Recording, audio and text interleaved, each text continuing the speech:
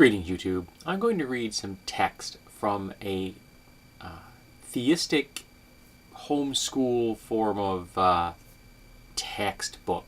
Okay? It's enlightening in a certain way. The page in question is called 3 Foundational Propositions. Sounds very, very intelligent, doesn't it? Very official, very, very well written. Okay. God created all things. It's starting to go south. Only 3 explanations can be given for the existence of all matter. These are summarized in the following table. The table is entitled Various Views of How Matter Came into Being. Explanation for the existence of matter, and then the school of thought. So you have it 2 columns. First, God created it. School of thought, creationism. 2, it evolved from nothing. School of thought, atheistic evolutionism. 3, God created the first matter and set in motion forces that caused it to evolve to its current state. School of thought, theistic evolutionism. Now, I've never heard the phrase evolutionism used by anyone who wasn't a creationist. You should think about that for a moment. Below the chart. What is obviously wrong with the statement of atheistic evolutionism, i.e., that all matter came from nothing? It's going south even faster. Because this theory is so obviously ridiculous and unscientific, most honest, in italics, scientists have been forced to embrace theistic evolutionism. That would be untrue. Read 2 Peter 3:5. According to this verse, how did the earth come into being?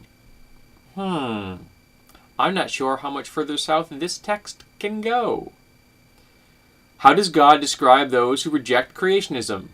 We've hit rock bottom. God is saying, although scientists know they are wrong, they refuse to admit it!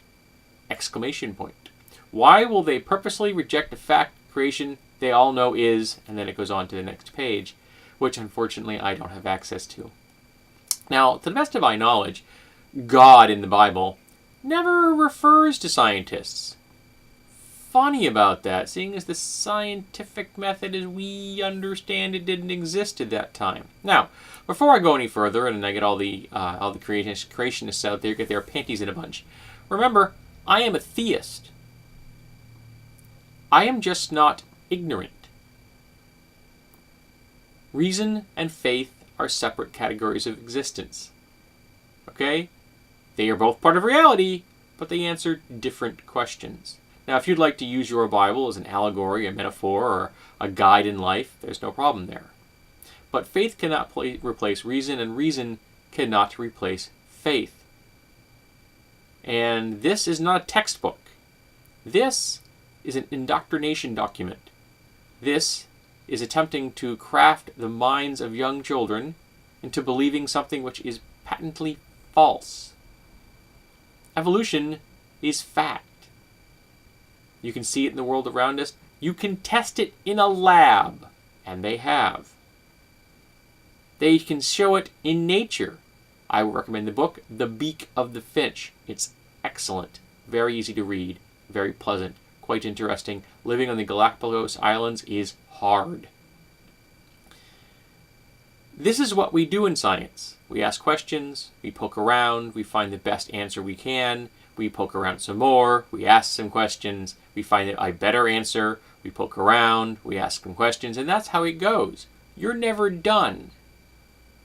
But we can do a certain number of things in life that show you that reality works a certain way. For example, this is a spoon. Ordinary, everyday spoon. It's a teaspoon. I just had some yogurt. Now, we don't have a complete grasp of the theory of gravity. We have some really good ideas about it. We don't know all the details yet. We're still working on that. We're still trying to combine that with some of the other primary forces of the universe, and eventually, hopefully, we'll arrive at a theory of everything, ATOE. Haven't got there yet. M theory is probably our best shot right now, but who knows? In 20 years, it may be replaced with something else. That's how science works. But even though we do not know all the details about how gravity functions, how the particles are exchanged, and all the details and such like that, guess what? that still works. And even though we may not have hammered out all the ideas and concepts for evolution, we have some really solid foundations. We're on solid ground. And this particular page I just quoted is built on clouds. Isn't even a sandcastle, folks. It is built on clouds of ignorance and wishful thinking. And it isn't going to get us as a race, as a species, as a people, anywhere at all.